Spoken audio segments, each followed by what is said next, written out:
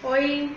Hoje eu vou estar ensinando uma receita fácil, simples e gostosa, com apenas leite morno, açúcar, margarina e meio pão francês. Primeiro você vai passar a margarina no pão. Não precisa ser muito, é só para dar um gostinho.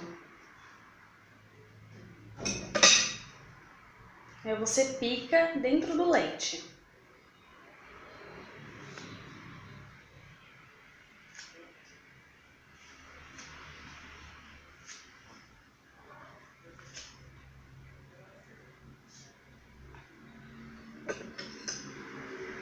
E um pouco de açúcar.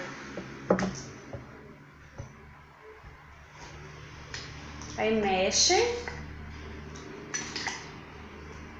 O leite morno vai ajudar que o pão fique macio e melhor na hora de comer. Prontinho, receita pronta.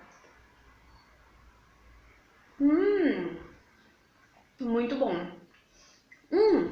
Para você que é fitness, você pode estar substituindo o pão francês por um pão integral, a margarina por margarina light e açúcar pelo mascavo.